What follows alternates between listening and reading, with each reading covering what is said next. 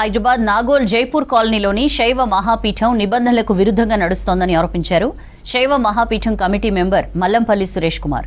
ప్రస్తుత మఠాధిపతి Mrityunjaya Sharma, ad hoc committee temporary general secretary Mulugu Hanumantharao general body meeting పెట్టకుండా ఇష్టం వచ్చినట్లు వ్యవహరిస్తున్నారని విమర్శించారు. మఠానికి వచ్చిన నిధుల లెక్కలు కూడా చెప్పడం లేదన్నారు సురేష్ కుమార్.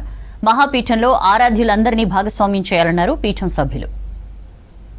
శ్రీ శైవ మహాపీఠానికి ఒక పీఠాధిపతి ఉంటారు, దాని తర్వాత ఒక ఉపపీఠాధిపతి ఉంటారు, దాని కింద పండిత మండలి సభ్యులు ఉంటారు, దాని కింద ఒక committee members executive committee body ఒకటి ఉంటుంది.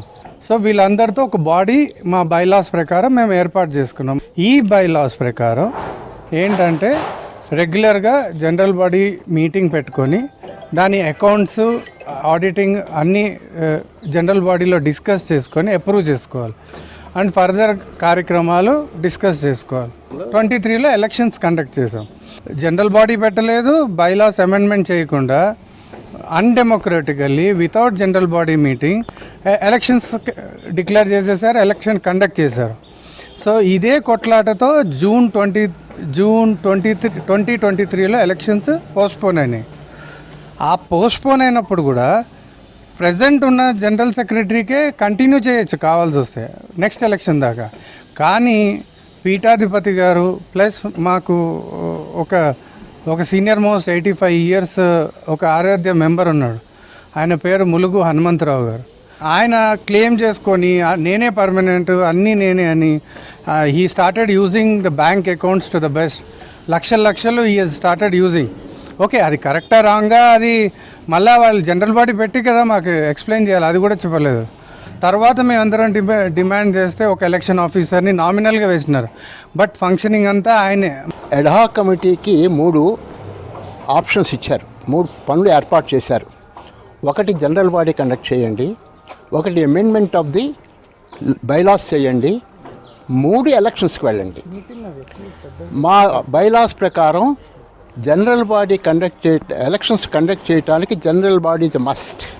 26 క్లాజ్ నెంబర్ 26 ప్రకారం పీఠాధిపతి గారు ఇచ్చినటువంటి 3 విషయాల్ని పక్కన తోసివేసి ఒక కమిటీని పెట్టి అమెండ్మెంట్స్ చేయమని చెప్పి వాళ్ళకి ఒక కమిటీకి ఏమో ఏదో చేసి తను ఎలక్షన్స్ డిక్లేర్ చేశారు. కానీ పీఠాధిపతి ఆజ్ఞానుసారం ఏమిటది, ముందు జనరల్ బాడీ పెట్టండి, దాని మీద తీసుకున్న ఆరాధ్య సభ్యులందరూ కూడా జనరల్ బాడీ మీద ఏ డెసిషన్ తీసుకుంటారో ఆ డెసిషన్ ఇంప్లిమెంట్ చేయవలసిన బాధ్యత జనరల్ ఎలక్షన్ ఉన్నది. ఆ జనరల్ బాడీని కూడా పిలవకుండా ఓవర్లుక్ చేసేసి ఎలక్షన్స్ మూడో ప్రాతిపదిక ఏదైందో అది ముందు చేశారు. దాని మీద వారిని ప్రతి ఆరాధ్యుడు ప్రశ్నించారు. ఒక ఆరాధ్యుడు లీగల్ నోటీస్ కూడా ఇచ్చారు. ఇచ్చి కావండి సమాధానం చెప్పంటే దానికి ఈ రోజు వరకు ఈ క్షణం వరకు సమాధానం లేదు. మాకు ఈ ప్రాబ్లమ్స్ వాళ్ళవి ఏమైనా ఉండనియండి, మొత్తం సాల్వ్ చేసి ఈ గేట్లు తెరిచి మేము పూజ చేసుకుని ఎవ్రీ టైం మేమందరం చాలా మంది కలిసిమెలిసి ఎంతో ఇదిగా ఉంటాం. అందరం కలిసి ఇక్కడికి వచ్చి ఈ ప్రోగ్రామ్ ఏం జరిగినా మా హడావిడే ఎక్కువ ఉంటుంది. అది అలాంటిది మొత్తం ఇదైపోయి మొన్న మాస శివరాత్రికి కాదు కదా, మొన్న బ్రహ్మోత్సవాలు జరిగినాయి, ఏ హడావిడి లేదు, వాళ్ళే చేసేసుకున్నారు ఏమీ లేకుండా. అలా కాకుండా మొత్తం ప్రాబ్లం అంతా సాల్వ్ అవుతుందని నేను మీకు నాకు కొంచెం హెల్ప్ చేస్తారని విన్నవించుకుంటున్నాను మీ ముందు నేను.